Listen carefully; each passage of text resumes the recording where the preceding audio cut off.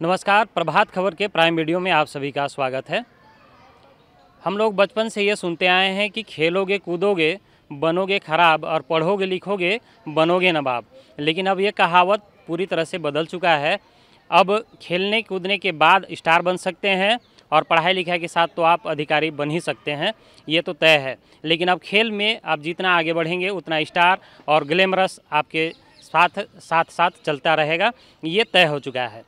आज हम बात करेंगे भारत के सबसे पुराने खेल के बारे में, जो कि अब विलुप्त का अवस्था में पहुंच चुका है, लेकिन अब इसे बचाने की भी कोशिश हो रही है। और पूरे देश में अगर बात करें तो 16 कंट्री ऐसे हैं जहां इस खेल को आज खेला जाता है। हम बात करेंगे मलखम्ब के बारे में। मलखम्ब नाम से आप जरूर परिचित होंगे।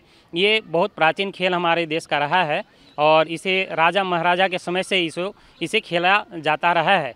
तो आज हम बात करेंगे कि रांची में जो मलखम्ब का ट्रेनिंग देते हैं डॉक्टर अजय झा जी से इनसे हम मिलेंगे और बात करेंगे मलखम्ब के बारे में। तो सबसे पहले तो हमारे कार्यक्रम में आपका बहुत बहुत स्वागत है सर। धन्यवाद। ये मलखम्ब जिस तरह से नाम से ही जाना जाता है कि मलखम्ब माने पहलवानी और जो खम्बे से जुड़ा हुआ खेल है, इसका नाम ही मलखम्ब है। हाँ। मतलब युद्ध और खम्ब मतलब खम्बा, खम्बा से युद्ध करना। मलखम्ब 3 तरह का मलखम्ब हमारे पास होते हैं।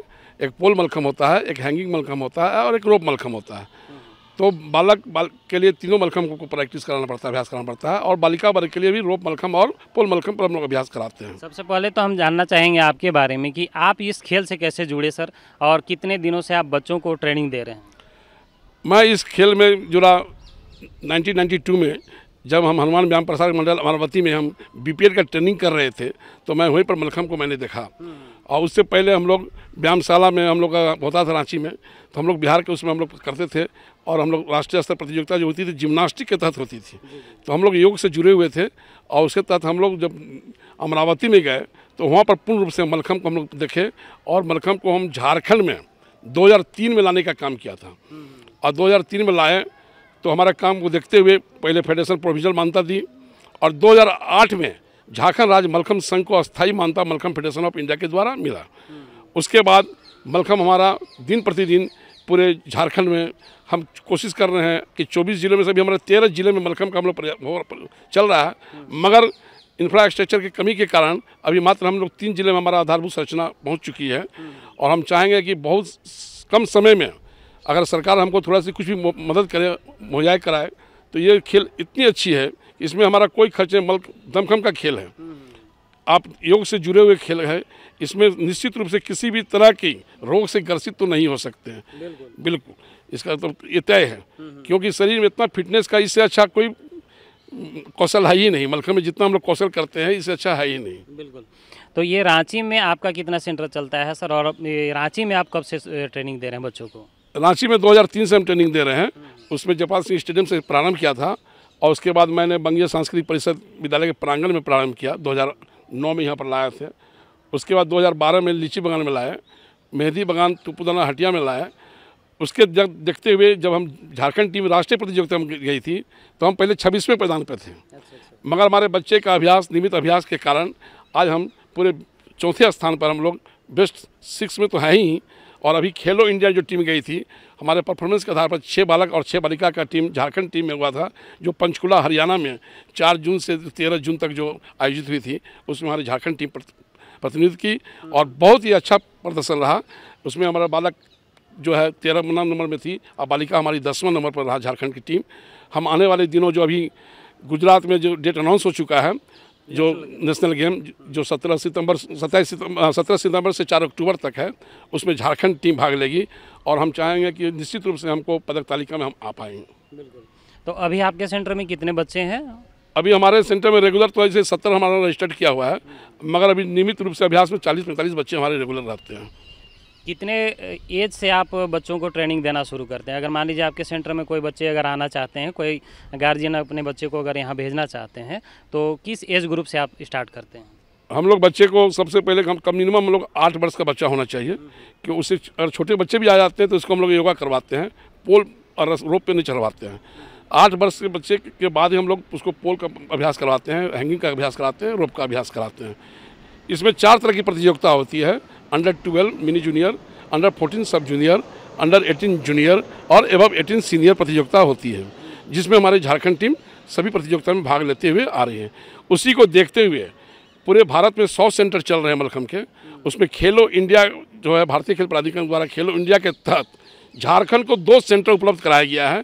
जो आज इंफ्रास्ट्रक्चर देख रहे हैं वो खेलो इंडिया के तहत हमको प्राप्त हुआ है और काफ़ी संभावना है। हमारे 100 बच्चे के लिए रजिस्टर मिला हुआ है, और हमारे बच्चे नहीं मिल पा रहे हैं क्योंकि बहुत सारे स्कूल में इंफ्रास्ट्रक्चर नहीं है और हम लोग पहुँच नहीं पा रहे हैं।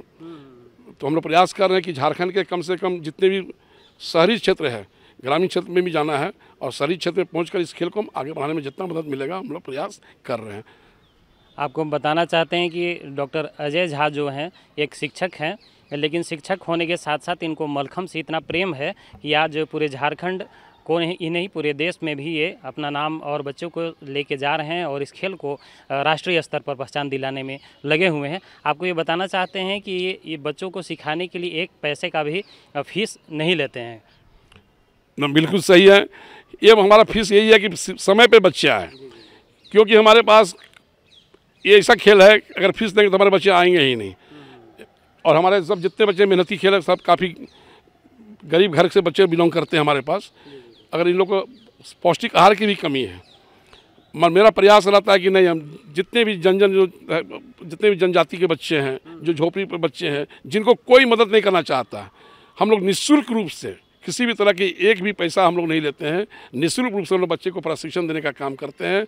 और मैं खुद स्वयं स्कूल के समाप्ति के बाद भी मैं शाम 6:30 बजे तक मैं फील्ड में ही रहता हूँ और उसके बाद बच्चे को तैयार करके हम कोशिश करता हूँ कि झारखंड का नाम जो है राष्ट्रीय स्तर पर पहचान बनाए मलखम्ब में।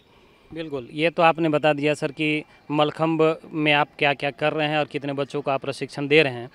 मलखम्ब के बारे में हम लोग जानना चाहते हैं कि मलखम्ब है क्या, किस तरह से ये किया जाता है। जिस तरह से अभी बच्चों को हम लोगों ने देखा कि 3 तरह का स्टेप उन लोग कर रहे थे, एक खंबे में और एक हैंगिंग खंभा जो लगा हुआ था और एक रोप में किया जा रहा था। तो इसके बारे में ज़रा सा डिटेल बताइए। मलखम्ब मुख्य रूप से वही बच्चे कर सकते हैं जो योगा करेंगे। तो हम लोग सबसे पहले पोल पर रस्सी पर चढ़ाने से पहले हम लोग बच्चे को योगासन कराते हैं। पूरे फिजिकल फिटनेस होने पर योगासन का जितना भी ज़मीनी आसन है वो करने के बाद भी हम लोग स्टेप बाय स्टेप हम लोग बच्चे को बेसिक ट्रेनिंग देते हैं। बेसिक ट्रेनिंग के बाद हम लोग देख लिए कि बच्चे ये ट्रेनिंग कर लिए, उसके बाद हम बढ़ाते गए, तब हम लोग पोल पर पहले बढ़ाए। हैंगिंग में नहीं देते चांस, पहले बच्चे को पोल मलखम्ब में अच्छे कर लिए, उसके बाद हम लोग हैंगिंग मलखम्ब की ओर ले जाते हैं, तब रोप मलखम्ब में बॉयज़ को ले जाते हैं। गर्ल्स को भी पहले रोप मलखम्ब में तैयार करते हैं, तब हम लोग पोल मलखम्ब में लाते हैं। तो हम लोग के लिए केवल रोप और खंभा वाला पोल मलखम्ब है, उन लोग का हैंगिंग मलखम्ब नहीं है। उसके बाद एक कंपटीशन होती है पिरामिड की, जो 5 मिनट में आपको 3 पिरामिड बनाना होता है।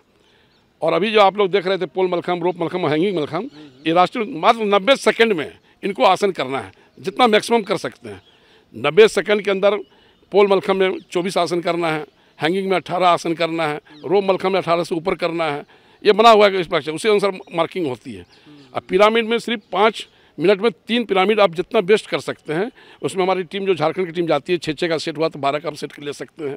अगर 12 पर नेशनल में जाएंगे तो 36 से सेट होती है। तो हम सबको मिलाकर हम पिरामिड तैयार करते हैं। बिल्कुल। और जो इससे जुड़े हुए जितने भी खिलाड़ी हैं, अगर मलखम्ब की बात करें तो इससे बेनिफिट क्या है? जैसे शारीरिक क्षमता तो ये बढ़ाता ही है, और इससे क्या क्या बेनिफिट है?